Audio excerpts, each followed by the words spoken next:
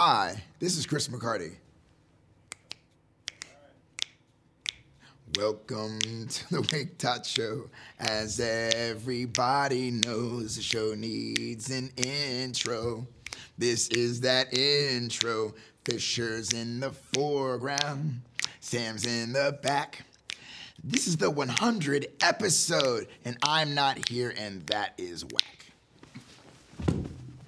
Thanks for nothing, Chris. Are you okay? Hi, and welcome to the Wake.Show. I'm Chris Fisher along with hi, welcome to the Wake.Show. I'm Chris Fisher along with Sam Miller, and we are doing the Wake.Show live, as we always do, from the beautiful Bakemore Pies facilities in Tampa, Florida. However, instead of being trapped up in our little cave where you usually find us, we are down in the main psych room today. Sam, how are you doing? I'm great. How are you? Great. Chris, how are you doing? So, Chris McCarty's not here today. And as you saw in the intro there, he is not going to be a part of the show today. Well, he is kind of in spirit. We got a couple of songs that he recorded for you, and we'll play those throughout the show. But he's going up to write with country artist Chase Rice. Did I get that right, everybody? All right, good. Rice, yep. Chase Rice, and very excited for him. We normally, if he's doing stuff like that, would have him check in, call into the show. But he's at the airport, so there's really nothing to check. He just came by, he gave us all hugs, and went to the airport, so there's really nothing to check in for or with. So we'll come back to him at the here during the show. Also want to welcome in our sponsor, Single Source Insurance. Thank you so much, Single Source Insurance, for being the sponsor of the first 15 minutes. And also today is brought to you by DATS. DATS provided food today. Thank you so much for DATS. By the way, did you have a sandwich yet? I had one, yeah. Oh. We have some great sandwiches out there. Describe it to me. Slow it down. I know. We have a lot out there, though, and we have the huge thing of chips, so I'm super psyched. the thing of chips? That, yeah. With the crumbles? With the with the onions and the sauce. Oh, I can't wait. My coworker calls it the drizzle. The drizz? All right. Yeah. Well, this is going to be a short show then. Very excited. Got a couple of guests we're going to bring in today. We'll bring Zach Raley back on. You know him from, Single Source Insurance. Also, he's a silver medalist. A silver medalist in our presence. We'll bring him back on the show. I see that he is enjoying, or Roxy's trying to enjoy his lap if he would just give it up. Also, Johnny Torres will be joining us again today as well. And Chris is watching the show. He just said he's here. Chris is watching the show? How do I look in a tie, everybody, by the way? Do you like that I got dressed up for the... Also, my good friend Kurt Schreiner is stopping by the show today as well. And if I can trap Cords, because he's got some meetings, I told him if he's available towards the end of the show, I want to sit down and talk about the first 100 episodes. We made it here. We got it up and running, got the show up and running. Yeah. But the expectations and what we expect out of the next 100 episodes and what the Wake.Show will bring, hopefully, to the community. So with that, like and share. Like and share. Like and share, please. Like and share. Mm-hmm. Those are much appreciated. And Sam, it's a bittersweet moment now for me too because, this is we counted up to the 100th episode, but now we're counting down the last 2 days that you're going to be here with us on the show, and I'm very sad. Are you gonna still continue to be in any kind of media when you leave here, like even on the side? Any kind of media. I mean, yeah, I'm doing. You know why I say that. You know why I say that, right? Yeah, but it's all good. Like this is only going up from here. So okay, it's all good. Because here's the thing: I've been doing this a very long time, and there's a lot of other people in this room that have been doing media, one capacity or another, for a very long time. Not very often do you run into people who just pop, and you. Even though you're probably not comfortable on camera. You seem comfortable on camera, and you're also very on the air and off the air. I like the way your brain works. You remind me of an old radio person, except you're 21 years old, and radio isn't what it once used to be. Well, I appreciate that. Thank you. So if you ever need any help, like I was saying, when you head to Orlando, please let me know. And I still think I know one or two people in Orlando. I can help you get into radio if that's something that you want to do. Cool. All right, what are you going to be doing? You're going to be doing social media for a company? Yeah. Okay. Yep. Excited about that? Does it feel weird not to have headphones on? Yeah. Does it feel like we're not even on? I feel like we're not talking. I know. Yeah, I feel like it's not even on. official. Oh, I loosen up. All right, so here's what happened. Right before we went on, just to give you guys a little FYI, I was ready to go. We're getting ready to punch the show, and my wife happens to be here today. And she's like, that's the shirt you're going to wear? I thought you were going to wear something nice. And I was just wearing a T-shirt because I brought a change of clothes. You know, like I set it up in the wardrobe. We got a fancy wardrobe here, or a Nice green room. Green Yep. room. And so I set it up in there, and I was all excited. And then at the last second, realized that I was still wearing a dirty tee. However, I did not put the pants on that I brought. I did not bring the pants on that I had brought. It's all good. And, oh, how dare she? I know. Lauren just came in here with a huge plate of food, and so did the dogs. So now now we know how to get all the dogs into the shot. I know. Lauren, yeah, if you want to, you just set all that food over here on the table, and then set all the dogs right there in the chair. Perfect. So we're doing On This Day, right? All right, On This Day. We'll get to On This Day, and then, well, real quickly, Justin, you got a second? I want to show off your hair on camera. Come sit in here. This is Justin from DATS, and thank you so much for being a part of the show today, your sponsorship. How's everything going at DATS? Going great. We're expanding and trying to build up, getting hyped for Star Wars Day coming up here. I know. Are you guys like are buying up everything? Or are you just teaming up with a bunch of different restaurants? It's just us. We're just trying to build up, trying to bring Tampa and St. Pete all the different choices that you got. We got our nice food at Dad's, the classic, all the big over the top chicken and waffles and everything. And then we're doing barbecue in St. Pete. We're opening up another Dad's in there hopefully this year. And the barbecue in St. Pete you're talking about, that's with Ray Lampy, yeah, right? that's with Barbecue Hall of Famer Ray Lampy. Yeah, of Dr. course. Barbecue. Mm-hmm. I have a story about about Ray Lampy, about Dr. Barbecue. Yeah. You ever watch those? You're sitting there flipping around, you're watching those cooking shows, and they do those barbecue competitions. Mm-hmm. Well, he was one of the judges on one of those. Yep. And I didn't know who he was. I just saw that he was from Clearwater, so I looked him up. I'm like, and this was at a time when I was thinking about doing podcasts like this, and I'm like, you know what? There are so many interesting people that live right here in the Bay Area. Mm-hmm. Look, Zach, we're going to bring him up here. He's one of the owners of Single Source, but he's a silver medalist. He's a silver medalist. Going back to the late '90s, was it? So there's a lot of interesting people here in the Bay Area. So I see him on TV, right? Mm-hmm. A couple weeks later is opening, or I don't know. I think it's opening day for the Rays. And I'm sitting there at Ferg's, look over. Yep. Sure enough, Ray Lampy's sitting right next to me. Mm-hmm. Dr. Barbecue. How'd you guys get hooked up with him? Oh, just the owners have been chatting with him. They did a lot of research on good barbecue, and they've started chatting with him and just decided that it'd be a really good fit for us to pair up and bring something really big and awesome and barbecue and big meats and all that good stuff. And then what do I have to look forward to when we get off the podcast, off the stream today? Right out there. Yes. We got all of our classic sandwiches, the Porkfection. One of our biggest sellers is pulled pork, sliced ham, and pork belly, crispy onions, all that good stuff. We got our April in Paris and that's the one that I tried. So good. Sweet and salty chips and the blue cheese drizzle. Like I think that was mentioned earlier. So good. All right. Addictive. All right. Well, I'm looking forward to that. Well, thank you so much for sitting down. Congratulations again on 100 episodes. Really glad to be here and hope to see this continue to keep going and be a part of the community. Thank you very much. I appreciate it. If there's anything we can do to help you guys too, please let us know, and we'd love to be a part of it. Awesome. Thank you, so Justin. Yeah. All right. Thank you. There we go. We got a warm-up guest out of the way. There we go. How you feeling now? Great. Are you sweating? Yeah. Have you checked? No, I'm good. I think I'm trying to calm you down. I'm good. You're right. I am. Here's the thing. This is weird. It's a big episode. I got it. And not only that, but this is a really cool studio. And where Chords and Bake More Pies had set us up, up in the little cave there. Yeah. It's almost like they recreated a radio studio environment, which would, kind of be my safety, like a safety net for me. But here in this big space, we don't have our headphones on. We got so much. I feel like we're just. I know. I feel like you're just very vulnerable. Just like floating naked in space. Ooh, which I guess is a very. You would be dead in a second, so that's probably not the best analogy. So let's get to On This Day, ladies and gentlemen. On This Day, we like to do for a couple reasons. For nostalgia for me, going back to when I was a child, I loved this bit when I heard it on the radio, and I also feel like it's important today because it helps us put things into perspective. Because the news of the day can get us riled sometimes, and you think maybe all these stuffs are signs that the end is near. But in the end, take a deep breath and realize that no matter what's going on right now, no matter what decisions are being made in Washington or in local politics, one day this all too will be a footnote in history on this day. And at the top of the list today, which I love. I know. Is that's the most important thing that happened. The lead story is on this day in 1933.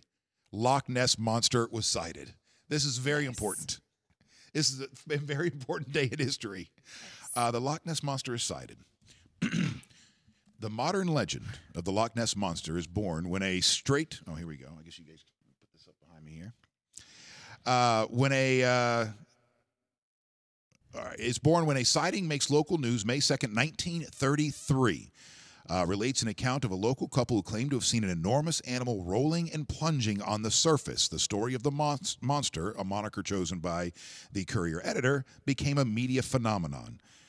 So where do you stand on this kind of stuff? Do you think that there's the possibility that these kind of creatures can exist on our planet right now? Sounds legit. Yeah. Really? Sure. Sam, Whatever. I'd expect more from this generation. Man. You do think that there's a chance that there's Loch Ness monsters, Bigfoots, stuff like that? There's crazier things happening in the world right now. All right. I'll believe anything. It's fine. Oh, you know what I didn't do, Sam? What? One of the things I could do, because I want to be able to. We don't have the setup like we normally do, so I don't have the comments sitting in front of me, but I can just pull up the comments in my Facebook, right? Yeah, I've had them up. Is Ever anybody my hair. comment? Yeah, like I've had People them are up saying and that the tie looks good. Nobody's there. The tie looks good. Thank you Yeah. very much. I didn't get a chance to put the pants on that I wanted to, so you don't get to see below the tie, the end of the tie. Oh, there we are. Now I can read the comments. Osama bin Laden was killed by U.S. forces on this day today. That didn't make it, but the Loch Ness Monster made it as the top story. Wait, hold on. They don't have it in there? It does. I mean, it's on it's there. just not their top story. It's not their top story. Sometimes their top story, What- I feel what- like, is what- a little what- weird. What would really be a bigger story? The that Loch they're- Ness Monster. Oh, we got it. Oh, it's because you're playing it through your computer. It's all right. Let's see. Where is the mute button here? Is there? Ooh. Is there a volume button there? Oh, got it. There we go. Modern technology. There you go. So think about it. What would really, truly be bigger historically? That there is a dinosaur. That there's a dinosaur still left over somewhere, a dinosaur-like creature, or Osama bin Laden. Osama bin Laden. Really? Okay. That was a huge day in history. That was like a big thing. This is like a mythical legend, the Loch Ness Monster. Well, that's what I'm saying. If it's real, though, then it would be a Then much bigger hey, all right. I can get behind it. All right. Oh, I know what I can do. Here's what I'll do. Sorry, everybody. Hope you don't mind.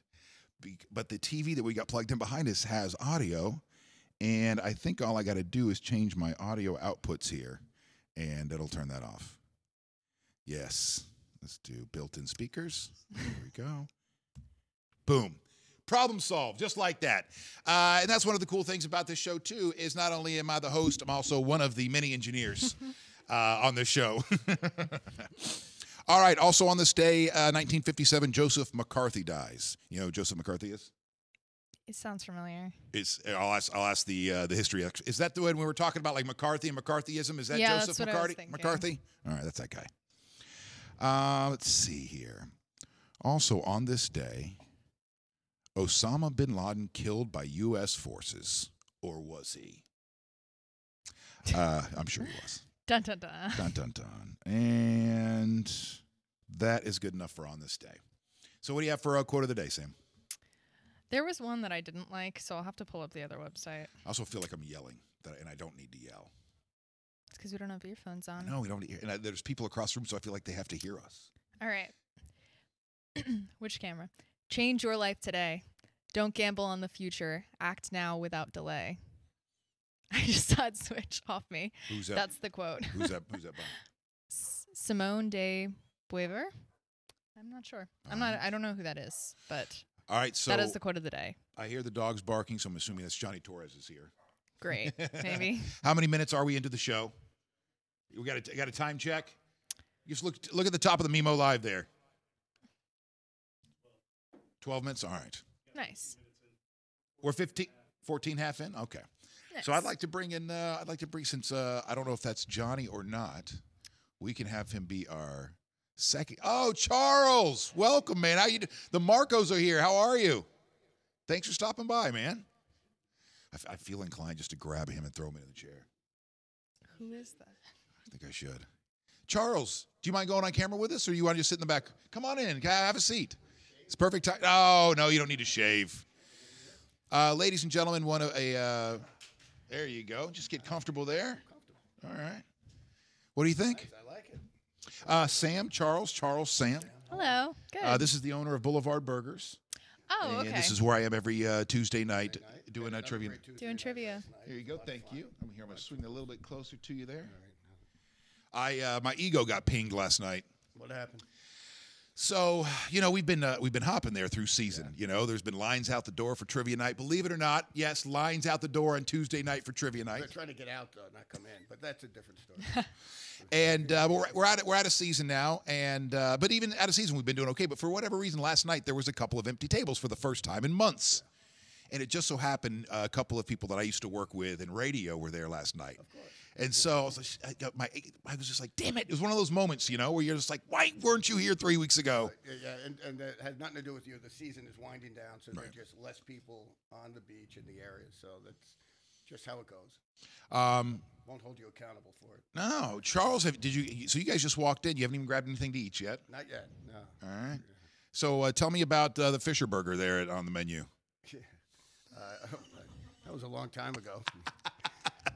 But, we can always bring something back with your name on it. Here's the thing. Here's the funny thing is... You're not letting this go, are you? No. Our good friend Jesse Cage has his own burger at Boulevard Burgers, right? On the menu. You can get the Jesse Cage burger. Well, Jesse Cage isn't even in the... Jesse Cage isn't even in the market anymore, right? He is he's doing radio in Atlanta and still has a burger on there. But the thing is, I can't hate on it because he's still a friend of mine. All right, he's still a great friend of yours. And the burger that I had invented at one point. Yeah, in honesty, because you won the contest. All right, we won't go into the reasons why or the accusations that have flown back and forth, but you won fair and square. However, the Cage Burger was just an easier sell on the menu, in my opinion. So and also the cost of it was less because you had to add crab to you had crab cakes on your burger. The cost of goods was high on that. Sam, let me explain to you these two burgers, okay? Jesse, the Cage Burger, which is still there, is a burger, nice burger, and it has chicken. What is that? A chicken? There's a chicken tender on it. Yeah. It has bacon. It cheese. Has cheddar. It has honey mustard. That sounds good. Right. A side of Rolaids. And people love it. Yes, literally my wife orders it almost every single time we go there. Okay. Can you put lobster on yours? And was yours with lobster or crab? It was lobster, even worse. It was sriracha infused lobster mac and cheese. Yes. Uh-huh. Okay. Right. It was That very sounds good. Yeah. Yes, on a burger, and not only that, but the bun was Also garlic. a lobster. It was Texas toast. Texas toast, right? Oh, got it. Okay, so this thing was delicious. It really was. But it was a little complicated and way too expensive to put on a menu because you wouldn't be able to sell that thing for $12. You'd have to sell it for like 15, right? Exactly. All right. Yeah. So that's why I didn't end up on there. Well, listen, man, I'm really glad that you came by to check out the show today. Hey, just showing my love and support for you. I really appreciate that. We got it catered by Dad, so you don't have to worry about that. You can go get some food from Dad's. Good. All Any right. lobster out there? No. There's some good stuff out there. I don't know if there's any lobster in it, but all right. Then you can play with the dogs. Thanks for stopping by. See you later. Also, thank you so much to Single Source Insurance for being the sponsor of the first 15 minutes of the show. With that, let's bring in Zach, our silver medalist. Zach Rayleigh from Single Source Insurance. Welcome back to the show, sir. Doing all right, man. Sit down. I know it's been 5 days since we've seen each other? It has been 5 days, but here at the end of our last show, we find out that our sponsor, which we really appreciate, by the way, is a silver medalist. Going way back. Yep, in my prior life. No, my but pre-insurance days. But here's the thing, man. It sounded like you were kind of. When we were doing the show, it sounded like you were almost like, I don't know. Maybe you were just being self-deprecating, but it seemed like you were like, oh yeah, that's back when I peaked. Back when I and man, you're doing very well for yourself. Yeah, no, it's fantastic. It's one of those things like it was always a life dream to go to the Olympics. That was what my whole focus on since I was 12 years old. I watched the Atlanta Olympics in 1996. If most people in the room here are old enough to remember the Atlanta Olympics. But I think that's the year she was born. Yep. So '96 Olympics, there was a sprinter by the name of Michael Johnson. Oh yeah. He ran his golden Nikes. He did the 200 and 400. He double gold medal in the Olympics, and so I watched that. Had no idea that sailing was in the Olympics at that time. Just loved being out on the water. So you were 12 in 1996? I was 12 and 96. Yeah. Holy yeah. smokes. So I kind of watched that, saw everything happen. Sat down with my parents like 2 weeks later at the dinner table and said, "Hey, I found out the sailing's in the Olympics. I want to go." They picked their jaws up off the ground. They're like, "Well, how the hell do you even do that?" We had no idea. And so then we just put a goal together. I trained, I made the sacrifices for it, and made it happen. Was able to go to the Olympics twice in 2008 and 2012, which was That's insane. an That's really incredible cool. experience. It was, my first life's goal. And then when I got done with that, I switched all my competitive energy into building a company with myself and my sisters. And so here we are with Single Source Insurance, and we're rolling with that now. All right, Nice. so that is amazing. That's just incredible that at 12 years old you watch the Olympics, goes, I want to do this, and then you made that happen. It's an amazing sporting event. I tell people all the time, whether you go as a competitor, if you go as a spectator, if you go as a volunteer, any way that you can ever get yourself to an Olympic Games, if you ever have the opportunity to do that, you have to go, because it's completely different than a Super Bowl, completely different than a World Series, because it is the Super Bowl, the World Series, but for literally thousands of athletes, all in their respective sports, and it only happens every 4 years. Do you think there's I know there is. The answer is yes. The connection between that 12-year-old kid that visualized that moment and the same guy that became an entrepreneur. 100%. I mean, I learned more in what I was able to do through my lessons as an athlete and going through that experience that I can apply on a day-to-day basis to my business and to people that come into the business, those learning lessons, and trying to, instill those lessons and those values and stuff into our employees, into our partners, into our clients, everybody that we work with, and trying to make that happen. So yeah, I learned a ton through that process. Nothing that you could learn in a classroom or, learn sitting and reading a book. Real true lessons on competition, hard work and dedication pays off. Don't doubt yourself, and don't be afraid to fail. That's the biggest thing. A lot of people don't do things because they're afraid of what happens if we don't do it. But I always ask myself the question, well, if I look back and say, well, what if I didn't do it? Then I'm always going to regret not making that opportunity happen for myself. That's We a need great him on to motivate you every day. Really? Well, that's a great visualization too, because we get caught up in this moment, like right here. You have multiple cameras sitting at you, lights shining down on you. It's broadcast to the universe, Right. And we get caught up in that moment of going, oh, one little thing, I've got something in my nose or whatever, and the whole world's going to see that, start judging me over one little thing, and you completely get out of your game. 100%, because you look at, if you look at any professional athlete, you look at anybody that's putting themselves out there in a public forum, in the spotlight, and there's always the critics, right? There's always the people that are the doubters, or the people that don't want to see you do well. Everybody wants to see you be successful, just never more successful than they are, right? That's the biggest thing about people. One of the things that annoys me the most about people. But I love to see people be successful. I love to see people take chances. And when you take those chances and you see the results come, that's where you should walk up to somebody and say, great job, like, good for you for doing that. A lot of people aren't that way, which is interesting about people, but that's the way I am, because I've taken those chances. You're exactly right. And been through that process and understand that the result is what everybody sees, but the process before the result is what they don't see. What were some of the things as you got into business? What were some of the biggest eye openers? I think how competitive it is. I thought that when I first got into business, I was like, well, if I just work really, really hard, I'll get the results. But what I realized is that it's just as competitive as an athletic arena. There are a lot of really good business people out there, and very smart business people. It's not a physical endeavor anymore, so I can't just go to the gym and outwork somebody in the gym. But I can outwork people in the hustle office. I can out hustle them. I can learn the product better than they can. So it was taking those lessons that I had from being an athlete and applying them to a business perspective of, know your product better than your competition, know the changes that are coming to the market, give your clients better service, make sure that you're going above and beyond. Our office doesn't open at 9 and close at 5. People have our direct cell phones. We service our clients directly. Do you regret that sometimes? Yeah, of course. If I'm being honest, of course I do. But why do people? Hi, Mrs. Jones. What happened this time? Yeah, why do people do business with us? Because we know our product very well.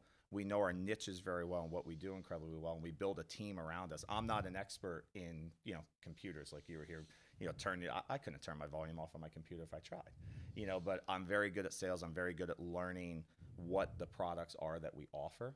But then I have team members behind us that do all of the things that I don't do very well. So from the Olympics, let's talk about that real quick, because I was talking to Charles, who we just had sitting in here, about this last night, because one of the things that I realize is going to be an issue for me if I'm going to be an entrepreneur is that I have issues that seem to be insurmountable. Some of these basic things of taking care of emails and texts and follow through.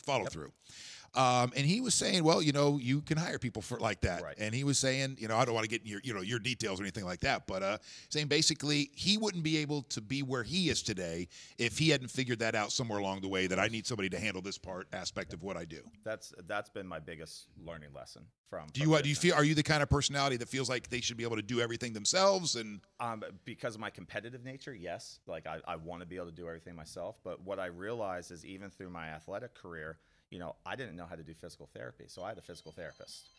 I didn't know how to do nutrition perfectly, so I had a nutritionist. We had a sports psychologist. I had a coach. I had a person that did all of our development and racing development and our equipment development. So even though I was competing as an individual athlete, I still had a team behind me. Right. So when I got into the business world, I said, well, I can have a team behind me too. And so that's one of the things that we work with our clients, is I say to our clients, look, you're not the insurance expert. You want me to be an advisor to your business on what you need. You tell me how you want to operate your business, and I'll be your expert on the insurance side to go build your insurance coverages for you. So I'm going to take that off the plate. how do you build the trust with those people? Because, sometimes that can be a sales pitch. Listen, Right. you just tell me what your needs are and I'll meet those needs. Yep, absolutely. So it's a great question. So what we end up doing is a lot of it is through referrals. That we work with our current clients and we say, look, if you want to hear about our agency and what we do, call some of our current clients, and ask them what we're able to do. We're also not new into the industry. A lot of people say, well, you're 33 years old, or you're just getting into insurance. We've been in the business since 1978. My dad started an insurance agency at the kitchen table in 1978 with my mom. So we truly have the knowledge in this industry. We've been doing it for 40 plus years in the insurance business. So, I've known about general liability and auto insurance and personal home insurance since I was 3 or 4 years old, because I would come home and there was my dad, sitting at the table, doing work at home, bringing it home. So it's truly a business that. And you're like, Dad, I want to play ball. And he's like, no, not tomorrow, kid. He's like, yeah, I'll throw the ball with you when I get done, putting this commercial policy together for the restaurant, Cats in the cradle and the silver spoon. Yeah, so it's a lot of knowledge that's there. But when people ask me, I tell them I'm going to be dedicated to their business because I'm a business owner myself. I'm going to tell them that I'm going to dedicate, my past shows that I'm very dedicated to reaching goals and very dedicated to learning and trying to be better every day. And so that's what they're going to get from us. Are we perfect? Absolutely not. Yeah, let's talk about. Everybody makes mistakes. All right, so we'll talk about perfection. Then you had a boat. You had a boat in the water this past weekend for the King of the Beach Fishing Tournament. Yep. Kingfish Fishing Tournament. Yep. I will. How did you guys do? So we didn't make the weigh-in. There was like 670. Did I see 670? 678 was the final count Okay. of the boat. Oh, wow. So King of the Beach is just an incredible organization. Old Salts Fishing Foundation. They do 5 major events every year. We're the official insurance agency of Old Salts Fishing, so we're at all their events. They gave away $25,000 to local charities on Thursday night at the captain's meeting, which was really exciting to be part of that. And but we also fish in the events because we love being on the water and we love fishing. So we went out, we fished the event on Saturday. We didn't have a bite all day long. Just that's part of fishing. And we were literally reeling the lines in because we have to be back by 5 o'clock to be able to make the weigh-in. Right. And so we were literally reeling the lines in when we got a bite. And so we Nice. got the fish in. It was about a 30 to 31 pound fish. We're like, In hey, time? Yeah. Well, we got it into the boat at about 4:40, but we have to be back to the weigh-in at 5 o'clock. So we didn't have the time. We were like, okay, so what we've got the fish in, now we've got to make it to the weigh-in, and we were running, and you've got a time to destination on your GPS, and we were going to get there at like 5:15. So we didn't make the weigh-in, but we still came in. We saw everybody weigh in. There were a lot of people that weighed fish in. It was a great event. The winning fish came from a boat that's a local boat here. They call it a 48-pound fish. And they won $103,000 for one fish, which is That's just great. like, I mean, that's amazing. My hairstylist, incredible. husband, had a boat, and they came in 16th and won some money. She said, Absolutely. I Yeah, don't so they remember. actually great. pay. So I think it's the top 40 boats get some sort of payout. What's really neat about it is inside the results, like if you finish 25th, since it was the 25th anniversary, they give you $2,500 for 25th place, even though 24th only gets like $700. So they do all sorts of prizes like that are in there, like 30th place gets something different. They've got youth divisions, youth anglers, women anglers, single engine division, small boat division. There's all sorts of different ways to win. Is there a sailboat division? There should be. I got to talk to them about that. I got to talk to them. I think I might be the shoe-in to win that one. I would imagine so. I would hope so anyway. All right, so Zach Rayleigh, thanks you so much for stopping by and for sponsoring this today. And we're excited about your sponsorship and your partnership with us because of how much you guys do support in the community. Yeah, absolutely. No, we're glad to be part of it. We love what you're doing, and we look forward to working with you in the future. All right, thank you, sir. Great. Thanks a lot. Appreciate it. All right, when we come back, we'll introduce our next guest, Mr. Kurt. Oh, Kurt Schreiner's on the cameras now. I see. He's a very talented man. But for right now, Chris McCarty, although he's not on the show with us today, he is headed to Nashville right now to write some songs with a country music artist, Chase Rice. He did leave us a little something. Thank you, brother.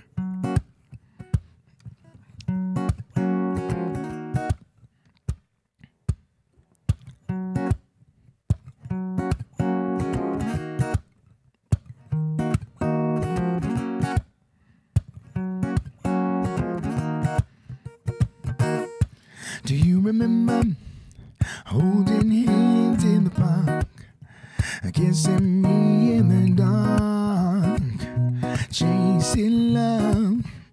Oh, now I remember the way you looked at me, making me believe.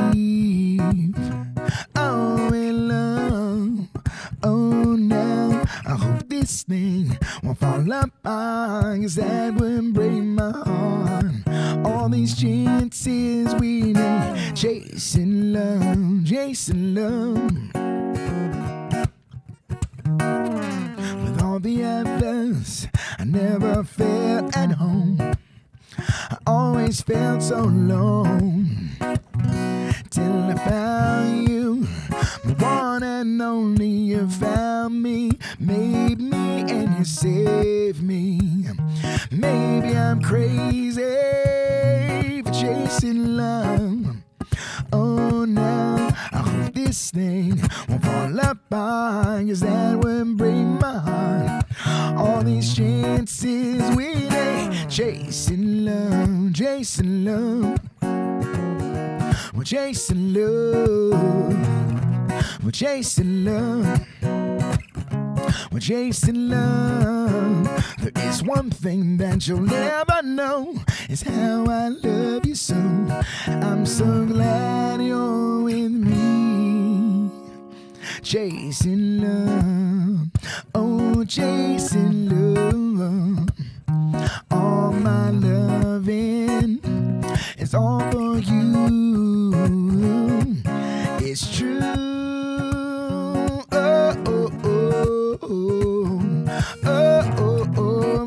No.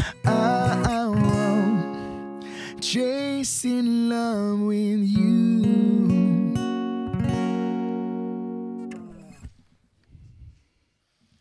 And welcome back. Thank you so much, Chris McCarty. He is in Nashville. We'll be back on Monday. And this is the 100th episode of the Wake.Show. Very excited. You know, you can tell how excited I am. Got the sweat stains going there. Put on a tie today. Thank you so much for being here. Like and share. Sam is going to enjoy some of the Adats food.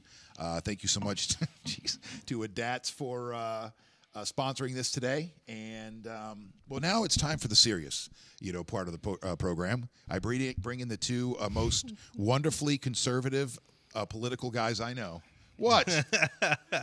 And good friends of mine too. Johnny Torres, right here on my left. How you doing, Johnny? Why do we have to get serious about it? Oh, we're not getting conservative. Conservatives Yeah, aren't and serious. why was my reaction when you said wonderfully conservative to go, what? I know.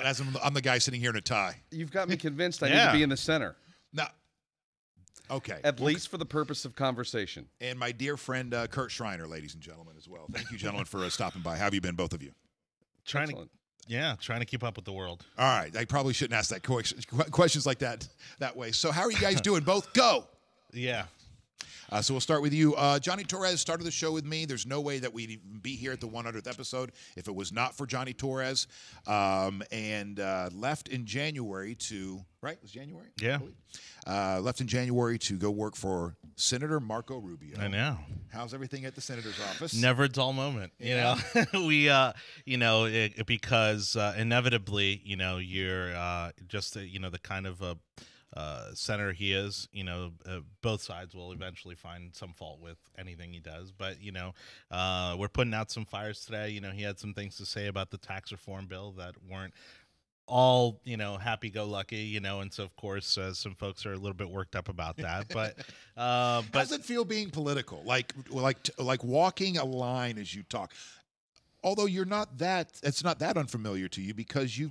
No. When you were on television before, you would speak freely, right? Yeah, because I could speak from a very partisan kind of standpoint, Right. and I could speak more from my personal beliefs, whereas now, of course, I'm representative of the office, and, and even, being here today, someone could take anything I might say out of context and try to misrepresent it as an official opinion of the senator's office, et cetera, et cetera. And so, yeah, you definitely have to be a lot more careful. I'm having to be more careful in regards to what I post on social media, and so there's a little bit more tightrope walking, but it's an incredibly rewarding job. Every day is exciting. Today I'm gonna get to go over to meet with some of the leadership at the St. Pete Chamber. I'll be meeting with some veterans at a VFW post this afternoon. Yesterday was insane. I had 3 counties, that I hit yesterday. So Hillsborough, Pinellas, and Manatee. Went to the Lockheed Martin expansion ribbon cutting, so yeah, I mean it's an incredible adventure. Every day it's just it's nonstop. And on this side, Kurt Schreiner from AM 820 News and Genesis Communications. He and I did a show together for a little while, a year and a half. Did we make it? About a year and a half. Almost, yeah. I really enjoyed it. We got in more than 100 episodes. Yes, we did. Just barely. Yeah. And he stopped by today. I really appreciate that. But did you have Dats cater it? Never. Not one time did Dats come by with food. And although Schreiner just said that I brought him a little bit more to the middle. Or just help to see things from the middle. No, you helped me have a better conversation from the middle. Because we figured out day one you had me take a test. He had me take a test and figured out day one that I'm not as conservative as you thought. Liberal socially, but conservative fiscally. And I vote with my wallet because I want to decide where the money's going to go and how it's going to be spent. I don't want the money taken from me and then spent elsewhere. So, but that's where I go, is though my heart is with people. All right. Well, I have 3 topics for you today coming out of the news, gentlemen. Is it Rush Limbaugh talking about Kanye West? Because that was incredibly fascinating on the way over. I did not. Well, I know which part of the Kanye West story was he talking about right now? The 400 years of slavery. As a choice? Comment. Yeah. So. Oh, wait, I missed. So. I have to delve further deep. Apparently, he made some reference to slavery being some kind of a choice.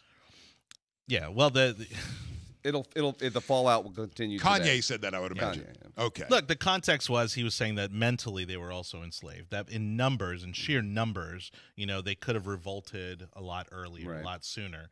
But that it transpired over 400 years because they were not only physically enslaved but mentally enslaved as well. And he was making, like so many people do, make an assumption that they had a choice not to be mentally enslaved. Right. Well, I would like to argue that against that. As would I. Yeah. All right. So no, I have 3 things. We got Stand for the Second. So after the Parkland shooting, there's been a lot of talk. There's been a lot of action. There was the walkout. Was it last week or the week before? Against guns, and now today there's the walkout for the Second Amendment. That's one thing on the slate. Also, a new poll from, I think this is Rasmussen, says 46% favor government guaranteed jobs. Hold on, settle down, settle down. I know it's going to get you bristled a little. And then thirdly, May the 4th is on Friday, and I want to know what we're all going to be doing to celebrate May the 4th. What Star Wars stuff we're going to be doing. And the reason that I threw that in there is just so we end on a light note. On a light note. Let's start with guns. Oh, yeah. Stand for the Second. Tampa Bay area students plan a pro-Second Amendment walkout. This is coming from ABC Action News. So you've got some kids now that are walking out and saying, hey, we want to see something done as far as gun control is concerned. You've got some kids that are walking out saying, all right, you need to support your Second Amendment. Schreider, I'm going to start with you because you're the gun guy. Sort of. I mean, I'm not in my world, in my life. In your life, maybe, but for some people, that may paint me in a different way. I am for owning guns. I have a couple of guns, but they're long guns. I don't own a handgun. I don't have a concealed carry. Although it's one of those things that I do want to do one day is to go through the process. But I use them for recreation. I use them for hunting. I use them for target shooting. Family activities. So that's where I fall in the world of guns. I was raised with them. Now, from Columbine through Parkland, it looks like now there is I don't want to call it a fever pitch. Is it fever pitch yet?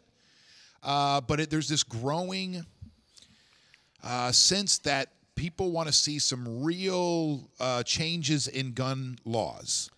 Now, normally when we go down this path, the gun people say we have enough laws on the books, enforce the ones on the books, and then focus on mental health or focus on something else or arm everybody instead of trying to take people's guns away. While I understand a lot of people, NRA, for example, not wanting to go down the quote-unquote slippery slope, you change one thing, then you take another step and another, and before you know it, you're in a completely different position. I understand how that can happen, the fear of that. Right.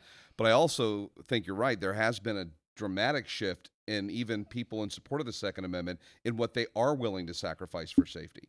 My feeling is that they're more open to stronger universal background checks and the enforcement of that they'd be more willing for legislation and the money that's going to come with it to get those things done as well. Had an ex-Marine on the show on Monday where we brought up this topic, and his thought was really just there's not a lot you can do except maybe raise the age limits on some of these things, where in some states it's 18, move it up to 21, or if they're, certain guns that are 21, move it up to 25. And we got a problem right now. There's a case with the NRA has, I believe, a 19-year-old girl, and there's also a young man that wants to testify for keeping the age limit lower. But they want to do it anonymously because they're afraid of the death threats. The spokeswoman for the NRA, Marion Hammer, has been getting death threats to her and her family on a daily basis. Sure. Now, so they're investigating that. She said it doesn't bother her, although it's changed how she acts and how she works with the public. She has to be a little more even aware. One of the Parkland students, I mean, who is possibly the only one of the group that has been gotten any kind of attention in favor of the Second Amendment and gun ownership, Right. Kyle Kashov. Right.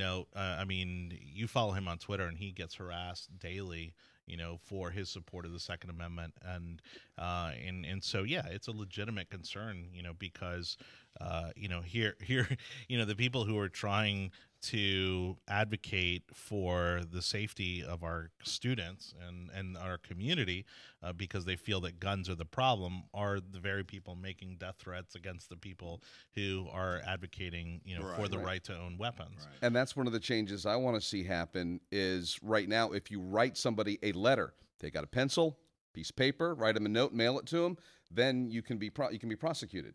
If you do the very same thing on social media, you can't. They can look into it, but the laws are weaker regarding the very same threats and how you execute them.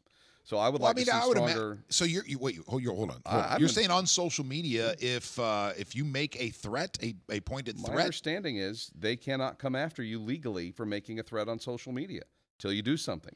If you write it in a letter, it's a different situation. I mean, I don't know. I don't know officially if that is the case or not, but you have to realize, I mean, social media has only been in our societal landscape for about 10 years. It has to catch 15 years, and so legislatively, heck, we're not even there legislatively with privacy concerns, right. And so they're even further behind the curve on stuff like this. It's funny because we've got it going on in the comment section here, one right after the other. One, Nikki says, hashtag Second Amendment exclamation point. Right after her, disagree. There is something you can do, and you can stop manufacturing guns. So that's somebody who is for just getting rid of all guns altogether. Right, but then you can pick anything that causes death or injury and say, well, we need to get rid of that too because people can't be trusted. You can make that argument. It's hard with some people. They don't want to see it. Well, that's the thing is we have the Second Amendment in this country, and whether you like that or not, that's a part of the foundation of who we are.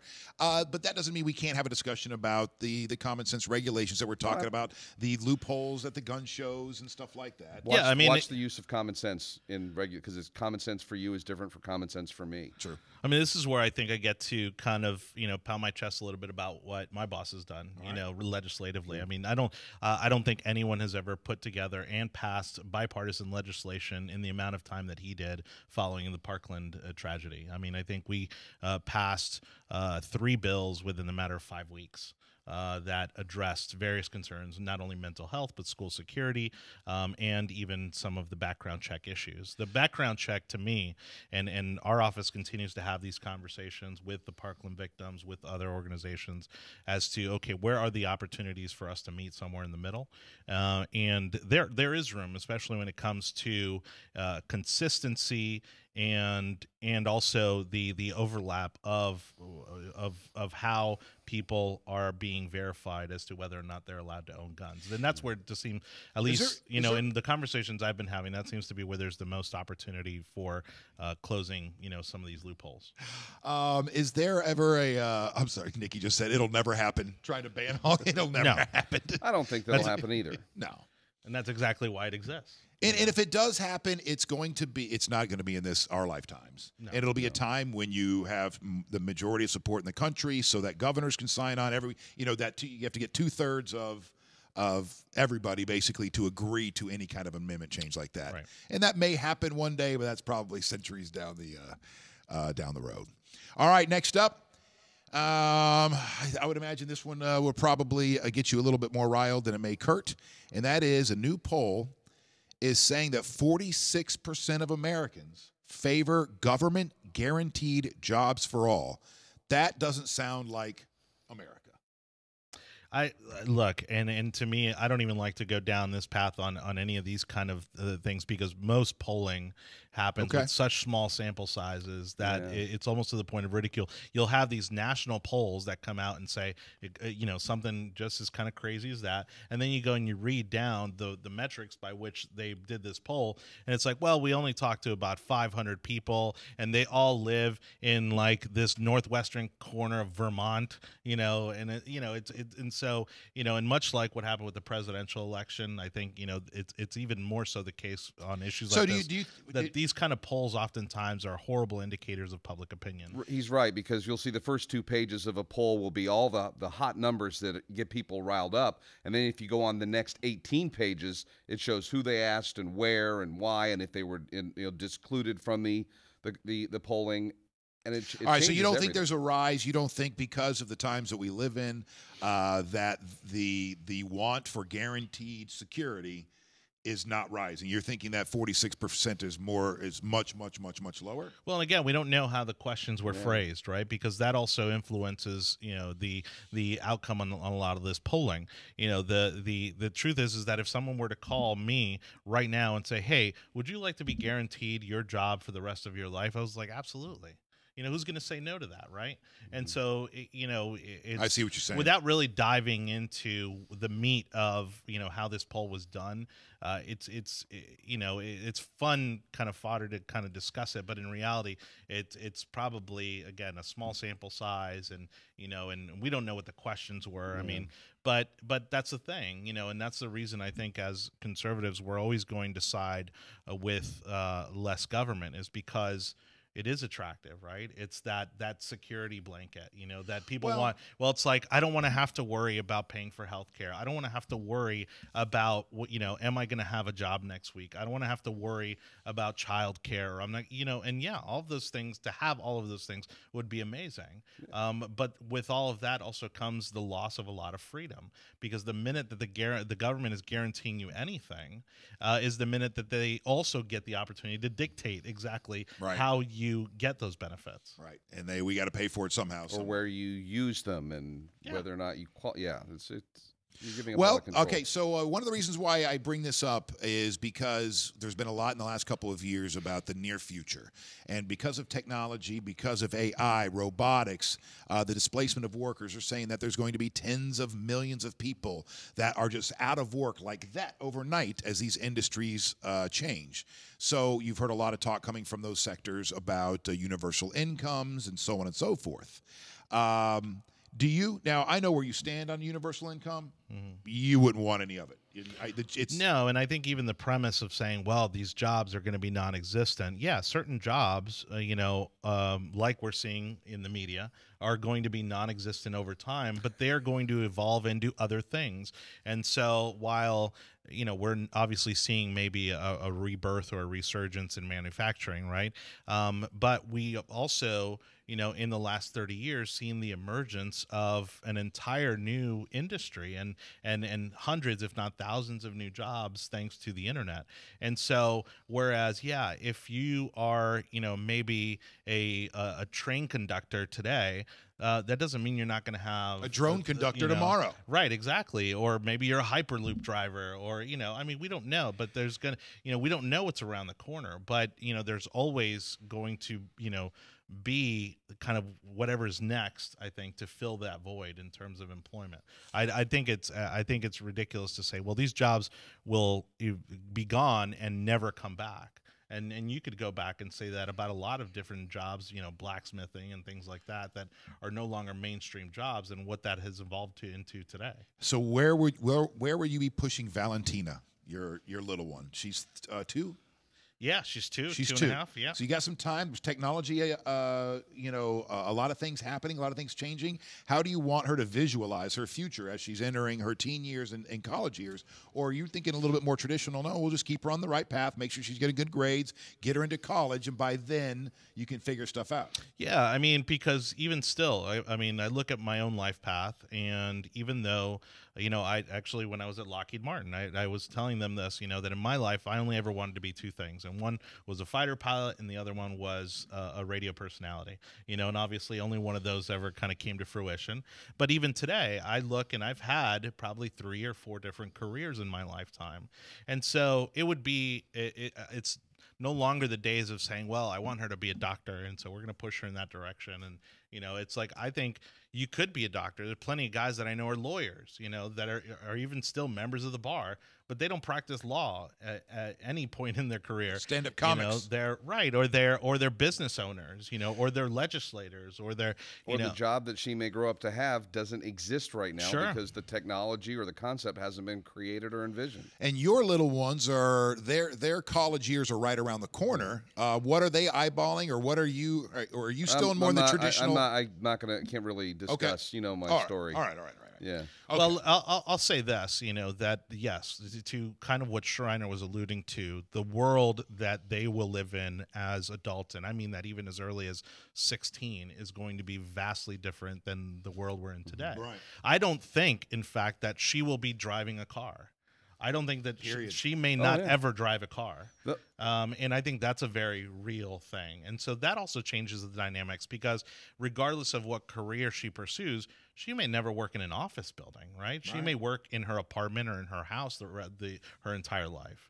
And so our entire societal structure, I think, is going to go under dramatic changes over the next 10 to 20 years. You made a great point about cars. I overheard a conversation not too long ago about how unprepared cities are for what's about to happen. Yeah. One possible pathway is that nobody owns a car. Instead, you have a service like your cell phone contract with a limited number of miles or a just rental per month. You schedule the time. You need to ride to work every day. You schedule it. An electric car shows up, driverless, picks you up. You get in, you ride to work, you get out. It goes off on its next pickup, picks you up at your next scheduled appointment. You do it all by an app or something. They're already testing this downtown, by the way, here in downtown Tampa. It changes gas as well, because now we're talking electric. It's going to limit the number of traffic infractions, so cities won't be getting revenue from speeding tickets or DUIs and all that. They're not prepared for it. The infrastructure's not prepared for it. People aren't going to have cars. They're not going to need the space on the roads. driveways, parking garages, garage, all of that. right. It's going to change everything. So Elliot Except says for motorcycles, which will last forever. universal basic income will happen, and people will be valued on ingenuity or artistic ability. Labor jobs will slowly go away, and there's nothing you can do about it. Adam says engineering, development, and maintenance of these automated systems is where the money will be down the road. Look, the problem with universal basic income is the fact that at the end of the day, it's basically just a new form of socialism, and the money has to come from somewhere. Right. Where's this money going to come from? Well, I And guess so a there lot- are already countries testing this, and early indicators are that it's not going to work. Even if you gave, and I think there's a city out in California testing this where they're going to give everybody $500 or $1,000 right. a month, Right. to try to solve this homelessness problem. Well, the problems are much deeper than that. And at the end of the day, you're going to run out of somebody else's money. And if everybody is on the dole, right? Like, where's the money going to come from? I listen. I don't What know. job are you going to get? Yeah. Do you want to be assigned a job? Well, your psychological profile done in utero shows that you are a seamstress. Robots will be handling that. All right, and lastly, we want to make sure that we do not end on a very serious note. May the 4th be with you this Friday.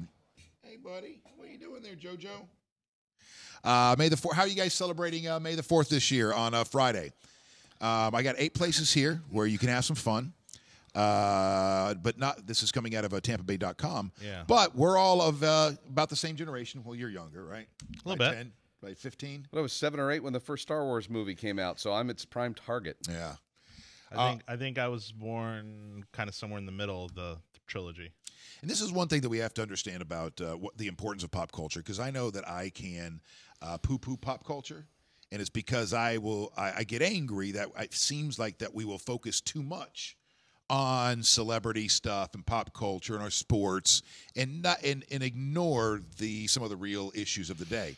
But in the end, this is the stuff that unites us in ways that we can get together. When we sitting there, you could be sitting there talking to one of your constituents or Marco Rubio's constituents, and you're not in the same place politically.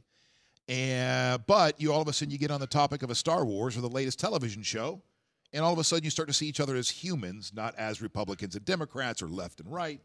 No, and it's powerful, especially when you're going into a situation like that where you know that you're not going to be on the same side of an issue. And it's important to find kind of that common ground first when you're breaking the ice, to then be able to go into that conversation, so everybody kind of brings their guard down. But I think this, the Star Wars universe, and obviously I think you got to go even back to the Star Trek universe, I think has been incredibly powerful in breaking down some of the cultural barriers. I think that not only our country, right, but I think globally, that we're facing. I mean, look at what Black Panther, did in Saudi Arabia. I missed that. So Saudi Arabia has not been screening any foreign films for decades. And Black Panther was their first movie in, I think, 20 or 30 years that they decided to screen publicly. And tickets are selling out in minutes for this movie. And so I couldn't tell you why they're gravitating towards that particular movie. But again, you're talking about a movie that, while rooted in fantasy, also has a foundation culturally that many people have never been exposed to, and it's exciting. I thought the movie was great. I didn't think it was maybe the kind of powerhouse that the ticket sales have shown it to be, but I thought it was an incredibly important movie culturally because it is based in Africa, even if Wakanda is a fictional place, that does mean a lot to a lot of people. I'm sorry, my dog's in the background yelling for food. It's okay. I'd rather be over there too. Around the Dat's food. Yeah. All right, gentlemen. Thank you so much for the conversation. We'll take a quick break. Not really a break, but another something else from a little something from Chris McCarty, and we'll be right back on the Wake.Show's 100th episode.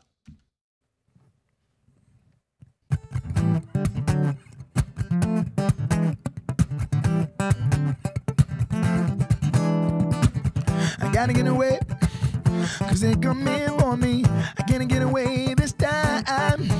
And Suddenly I'm feeling lonely, and that's when it starts to stay in my mind. And I know you're not good for me. I'm running all the time. I could say go away. You're standing in the way. You're messing with my mind. So please leave me alone. Why don't you leave me alone? Won't you leave me alone, please? Leave me alone. I might be crazy, but I think I see. I really made a mess of things, misplacing things, messing up my dreams. Take me from my family. I gotta find a way to rid myself of you. Tell me what I'm gonna do. I gotta find a way to rid myself of you. Tell me what I'm gonna do. No, you're not good for me. I'm running all the time. Can say go away. You're standing in the way. You're messing with my mind. So please leave me alone. Why don't you leave me alone? Why won't you leave me alone? Please leave me alone. So please leave me alone. Why don't you leave me alone? Why won't you leave me alone? Leave me alone. Got place to go, I got people to see. Stronger than you'll ever be. Got place to go, I got people to see. And I'm stronger than you'll ever be. No, you're not good for me. I'm running all the time. Can say go away. You're standing in the way. You're messing with my mind. Please leave me alone. Why don't you leave me alone? Why won't you leave me alone? Please leave me alone. So please leave me alone. Why don't you leave me alone? Why won't you leave me alone? Leave me alone.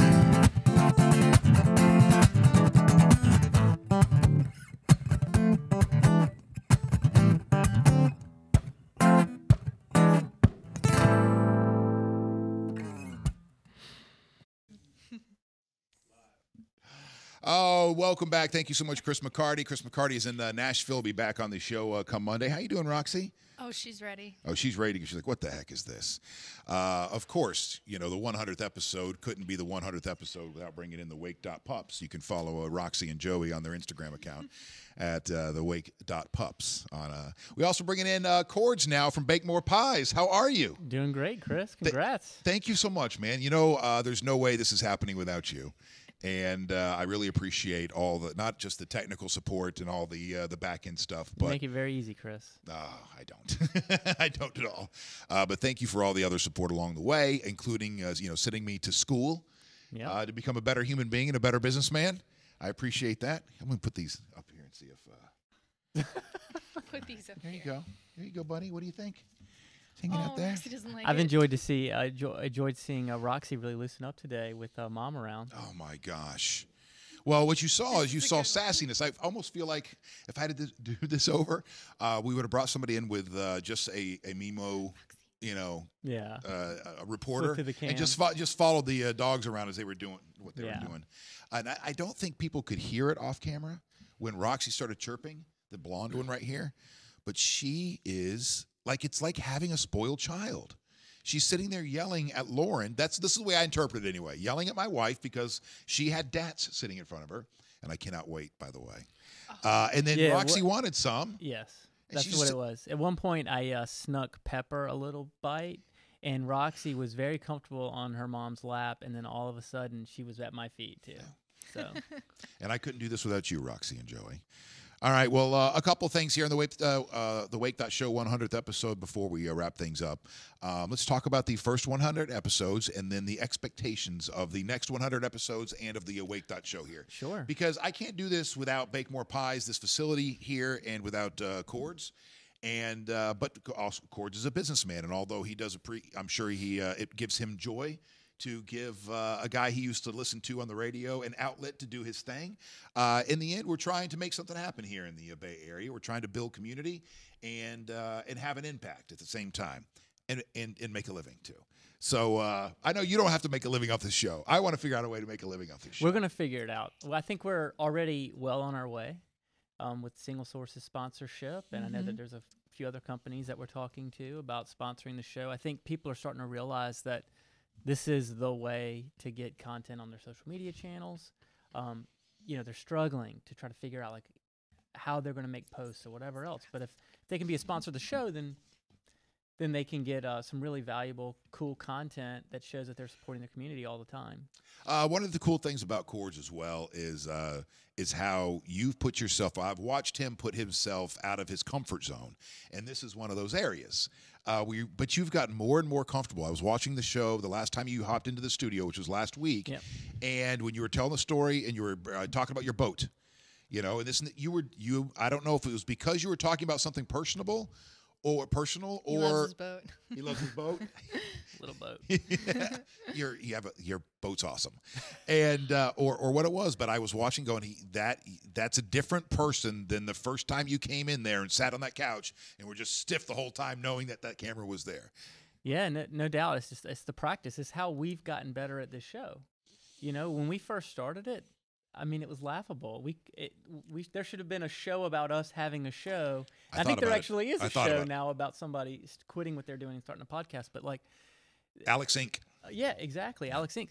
So I mean, you just have to do it. And there's a guy. I don't listen to a lot of what he talks about, but I hear about a lot of what he's saying. His name's Vaynerchuk. Okay, Gary Vaynerchuk. And one of the things he says is that you can sit around and you can meet about things and everybody can say, well, we should do this, we should do that. The point is you just have to do it. If you do that, you can build a core competency at it. And I guarantee you there's very few people like within 300 miles of here that have the core competency that we have in pulling off a show like what we're doing right now. Because we've just done it and we've put ourselves out there and we've forced ourselves to do it every single day. You gonna miss Sam? Absolutely. Oh, yeah. I'm gonna miss you too. Hi, JoJo. How you doing, buddy? Sam, we only have 2 more days left with you, and then you're off to Orlando. Follow love to Orlando. You excited about that? Yeah, but I also have a job. You do? Well, you found a job. Yeah. But you didn't have a job when you said yes to your boyfriend and said, all right, we'll go. We'll figure it out. Yeah. I was pretty confident in my ability, though. Where I think are you? I'm a good interviewer. Where are you on the nervous versus excited scale right now? We just got approved for our apartment yesterday, actually. So now the excitement I'm very is up. excited. Yeah. All right, good for Yeah. you. All right. So before you leave the show here, maybe we should do this on Friday. Yeah. I mean, this isn't Friday, so it's fine. Right. This isn't goodbye. Yeah. So on this Friday. This is about the Wake.Show. This isn't about me. All right, but on Friday before you leave, I would like for you to put on a consulting hat. And go, all right, now that I'm leaving, Fish, this is what I think of the show. Sitting in over the couple months that I've been I'll there. give you a report card. A little report card. Here's where you can shore things up. Da da da da da. And here you go. And I'm not paying you at all for that consulting opportunity there. I like working for free. That's okay. I'll still be paying her for that consulting. I know. And she gives it to you. And she'll be like, okay, include the Wake.Pups a little bit more. Yeah. And look at how less good politics. he's sitting. He is so good. That is. Good Look boy. he looks like he's a prop. You look like a prop. He's a model. He is a model. Oh, JoJo. All right, so that turned into a different kind of a video. All right, Crystal Cage. Oh, congrats, she says. Thank you so much, Crystal. We were talking about fish on your tie? Or no? Is that just a design? It looks like a fish. Sure. Why not? It does look kind of like a fish, but I think it's just. See? The blue ones. I know what you're talking about, but I think they're just like deformed paisleys. Radioactive ones. Yeah, radioactive. Good morning, Becky. Also, Elliot says, I'll quit my job and do your social media work. All right. Thanks, Elliot. Chris McCarty, dude, a big guy just sat next to me. There are empty seats, so why is your ass sitting next to me? Have a good plane ride, Chris. Chris McCarty is chiming in from the plane there. From the runway. Oh, that is too funny. Adam, any plans to release the show as an audio-only podcast? We do. Yes, we do. Every single day. You can track that down through Mixlr, MIXLR, except for today. except for today's show because I didn't have that set up down here, but I had everything else set up. All right, now expectations over the next 100 episodes, boss, business partner. Business boss. Yeah, so I think in the next 100 episodes, we're going to end up with a studio sponsor. Okay, studio sponsor. We've got 4 more slots for sponsorship for the actual show. And I think that will give us what we're looking for. We're going to start advertising a lot more. We're going to start bringing in a lot more people that have never even heard about this. I think our loyal followers will begin to like and share more. Use that Jedi mind trick on them. Exactly. Yeah, right. I know that's going to happen. And then, I mean, it's going to be great. I mean, we're starting to get. I actually was talking to one of the mayoral candidates for Tampa the other day, and they reached out to me because he's interested in coming on the show. And I mean, it's really cool. I mean, we're starting to really get plugged in, and you've got something here with the Wake.Show that a lot of these other outlets don't have. When somebody's on Bay News 9 or ABC 10 or whatever station they're on, they don't have an unlimited amount of time to actually have a conversation where somebody can actually communicate about their entire platform. Where with what you have, you've got as much time as they want to have, and they'd much rather be on a format where they can get audio and video, not just audio like they would if it was just the radio. Well, thank you so much for putting us in your ear every single day. We appreciate that. And also moving forward for the next 100 episodes, Chris McCarty and myself talking to people in the area too, because we want to get out in the community and be able to put on some events and hook up with charities and to be able to have an impact positively, in those communities as well as the charitable ones. And just be positive forces here in the Bay Area. And have an outlet for people that are looking to do the same thing to affect their communities in positive ways to come on and talk about it. So for Sam Miller and Cords Owen, I'm Chris Fisher. Thanks for the 100th episode. NBC. And thank you, honey, for coming by.